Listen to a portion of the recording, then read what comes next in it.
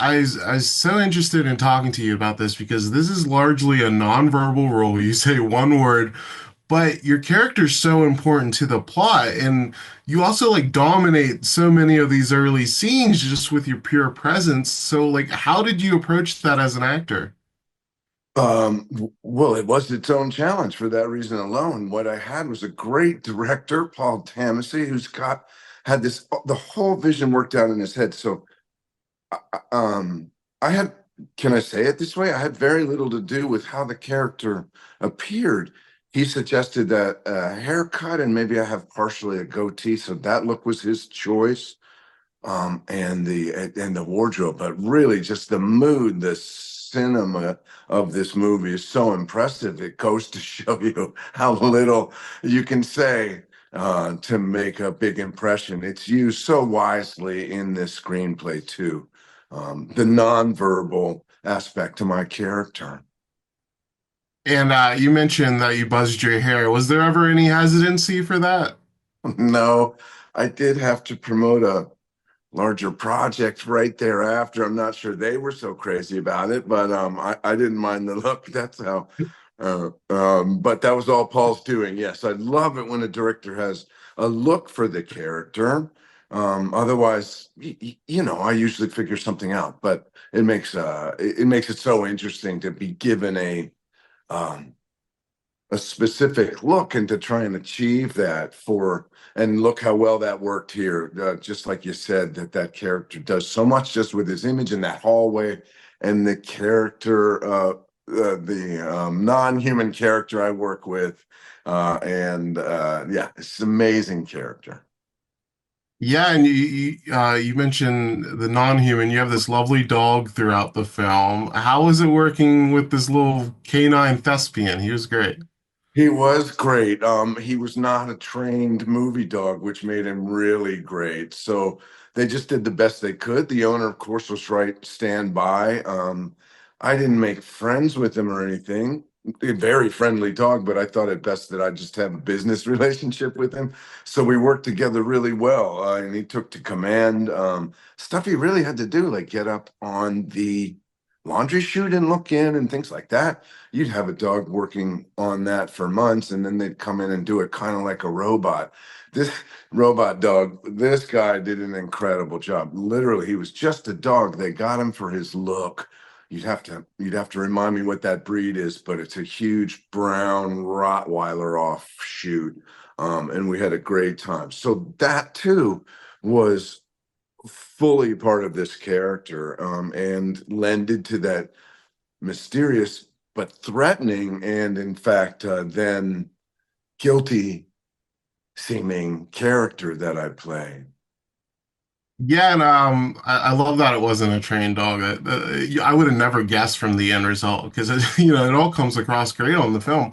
Um, and you mentioned that Paul, the director, just kind of had everything planned out. This has been a project that he's been passionate about getting on screen for like 15, 20 years. Oh When my you're gosh. working with a director that just has that type of vision, how does that aid you as an actor? Again, this just fit like a glove. He had a great idea. Gosh, it's great to hear that he worked that long on it and it wound up being me in this movie. You know what I mean? That makes me feel really grateful about how things time out sometimes. Do you know what I mean? 15 years ago, this had been a completely different actor Yeah. because of all the reasons I wouldn't have been old enough, etc. So yeah, again, the trailer's amazing. So everybody who's not going to see it on Amazon Prime, Apple TV, Google Play, Vudu, and more, at least look at this trailer and that'll lead you there. It's incredible, and they do in that show that I don't know how to, yeah, that I meet my demise. So that's not a spoiler. But consequently, my filming schedule was rather brief. So it helped even more that Paul knew exactly what he wanted and that I was on channel with him to try and deliver. And then really that hallway, this bizarre building, I don't know if in the press package or what have you, but I'm going to say we shot this in Bangkok, Thailand. So Oh, wherever it wow. takes place doesn't seem to matter, but that lent to this otherworldly, semi-gothic feel in this film. So a lot of the creators, the departments, the camera were from this amazing studio over there. So that ended up blending to the vibe on this movie that's really palpable.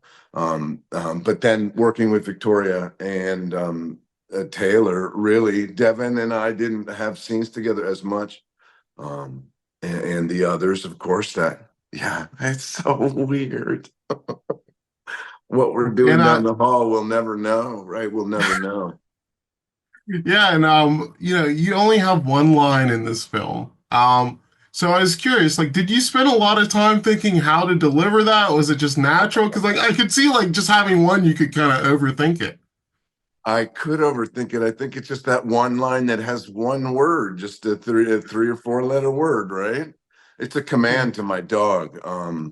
And that's really yeah, where mayhem ensues. So that's such a great question. I guess,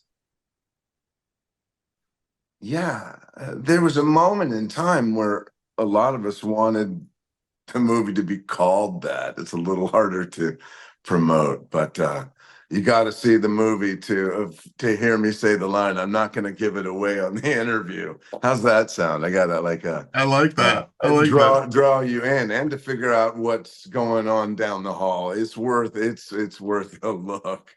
Uh, Eh, eh, and ultimately, it shows you jumping to conclusions and judging people by judging a book by its cover, and overstepping your personal boundaries is still not such a good idea. Yeah. I mean, eh, bizarrely, the film carries a strong message. You'll have to see it for that too. yeah, for sure. And my last question, you've gotten to also contribute to so many movies soundtracks as your work as a cellist. So like, how has it been just getting to have both of these passions impact your film career? Incredible. They really have only crossed over a few times where I was in the orchestra playing for a film that I was in. I played on Jolene. I played recently on Shooting Stars. Chris Robinson, the director, insisted. Um, but mainly because of Family Stone, where Michael Giacchino did that soundtrack, that score, that beautiful score. That's when I met him and played for him for really 10, 12 years on probably 20 scores. Beautiful, some of the best that have been written in the last 20 years. So it's thrilling. I started at the same time as a kid. It's obviously just supposed to be something that's a dual part of what I'm contributing. So it's a thrill to be asked about it. And stay tuned. There's more music coming. I'm playing country music with Jackrabbit right now. So look that up on social media, and I'll see you soon on that. Awesome.